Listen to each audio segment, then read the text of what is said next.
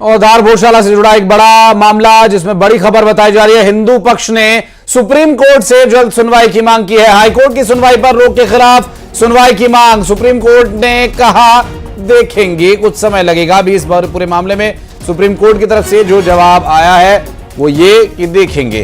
तो आश्वासन, सुशील पांडे से बात करेंगे, हमारे सहयोगी इस वक्त हमारे साथ जुड़ गए। सुशील, सुप्रीम कोर्ट ने देखेंगे आश्वासन में बोला है या अभी फिलहाल इस मामले पर सुप्रीम कोर्ट विचार विमर्श करने के माध्यम से या जरिए से ये अभी रोक लगाई गई है फिलहाल?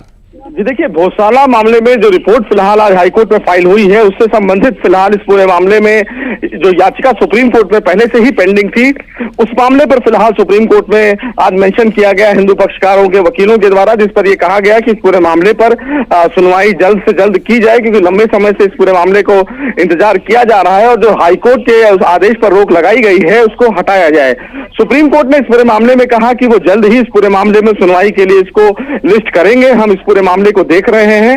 तो एक प्रकार से एक आश्वासन हिंदू पक्षकारों को दिया गया है कि जल्द ही इस पूरे मामले को लगाया जाएगा, क्योंकि 22 जुलाई को हाईकोर्ट इस पूरे मामले में सुनवाई करने वाला है। उससे पहले यह माना जा सकता है कि इस पूरे मामले को लेकर कहीं ना कहीं सुप्रीम कोर्ट जल्द सुनवाई करेगा। आपसे समझना चाहेंगे सुशील कि ये जो पूरा विषय है जिसमें चूंकि पहले ही इंदौर बेंच में रिपोर्ट सबमिट कर दी गई है, 22 तारीख को सुनवाई होनी ही है, फिर जल्द सुनवाई की ये याचिका की आवश्यकता क्यों महसूस हुई हिंदू पक्षों को? देखिए, आपको याद होगा कि सुप्रीम कोर्ट में इस पूरे मामले को लेकर पहले याचिका दाखिल की गई थी और ये मांग किया गया था कि जो सर्वे की रिपोर्ट है उस रिपोर्ट पर जो सर्वे का आदेश दिया गया था उस पर रोक लगाई जाए। सुप्रीम कोर्ट ने यह कहा था कि हम सर्वे पर कोई रोक नहीं लगाएंगे, क्योंकि इस पूरे मामले को हाईकोर्ट कंसीडर करे और उसके बाद हम इस पूरे मामले को देखेंगे कि कैसे आगे बढ़ा जाए। तो ये जो पूरा मामला है वो सुप्रीम कोर्ट के समक्ष पहले से ही पेंडिंग है। हाईकोर्ट को निर्देश दिया गया था कि जो भी गौशाला का मामला है वो हाईकोर्ट आगे प्रोसीड करे और जो भी फाइनल आउटकम आएगा उस फाइनल आउटकम के आधार पर सुप्रीम कोर्ट आगे बढ़ेगा।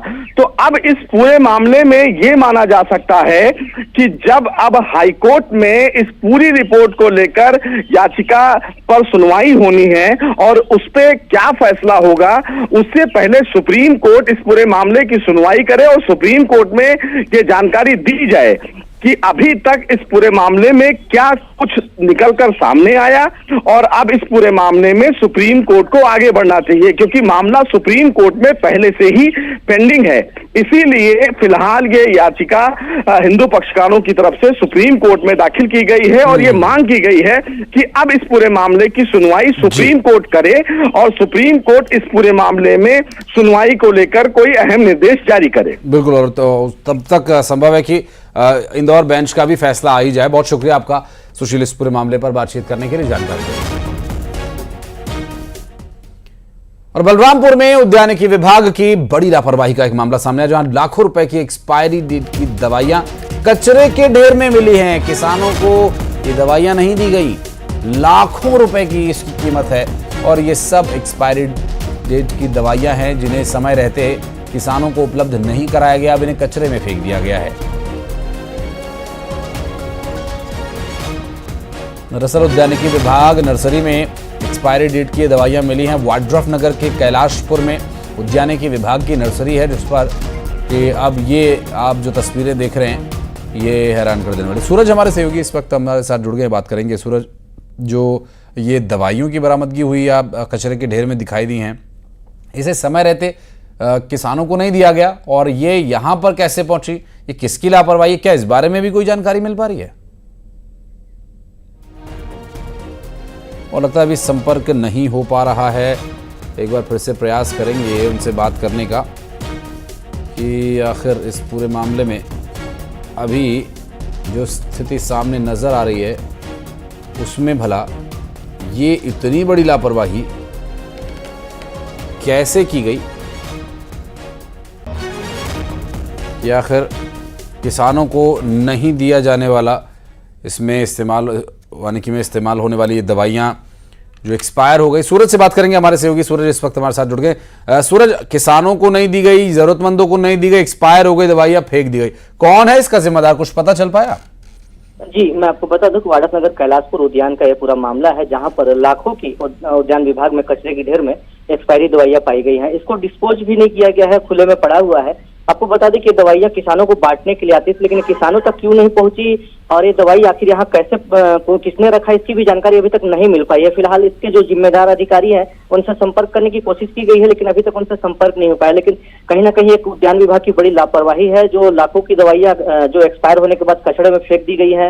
नुकसान हुआ है, जो किसानों को दिया जाता तो शायद इसका उपयोग होता, किसान इसका फायदा लेता, लेकिन ये अब एक्सपायरी हो चुका है और कचरे के ढेर में पड़ा हुआ है। फिलहाल जिम्मेदार अभी तक इस पर किसी प्रकार की कोई प्रतिक्रिया नहीं दे रहे हैं। जी, इस पूरे मामले में कोई कार्रवाई की भी बात सामने आई है? किसी तरह की कोई जांच या संबंधित विभाग के संज्ञान में ही यह मामला नहीं है?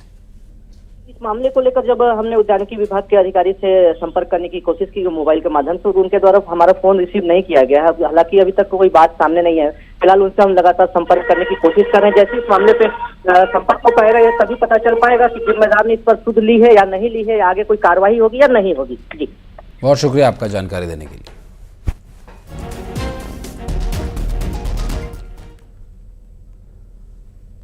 और दुर्ग जिला अस्पताल की व्यवस्था की पोल खुलने का एक वीडियो सामने आया।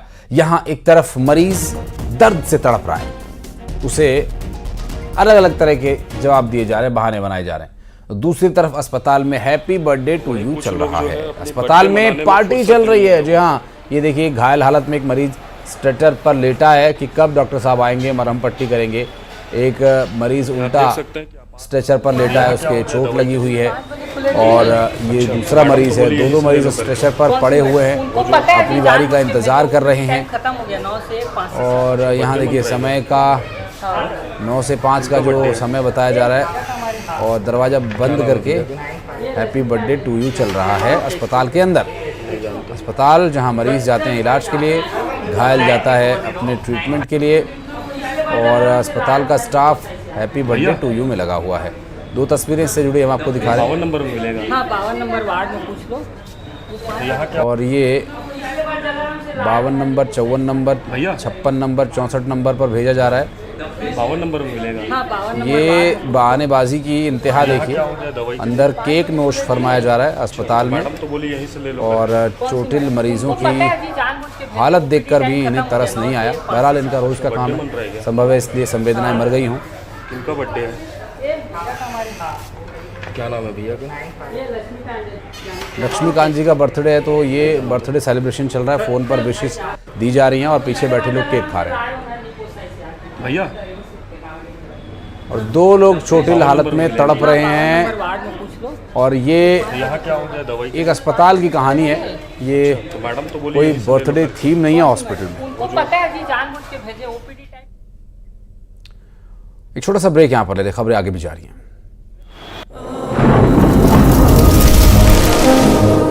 जलवायु परिवर्तन का खतरा आपके दरवाजे तक पहुंच चुका है। अब जरूरत है एक बड़े बदलाव की, और इसका आरंभ होगा 140 करोड़ भारतीयों से। ये क्रांति शुरू होगी एक पेड़ से। एक पेड़ मानवता के लिए, एक पेड़ इस धरती माँ के लिए, एक पेड़ हमारे भविष्य के लिए। Project one tree, news 18 network की एक बड़ी पहल।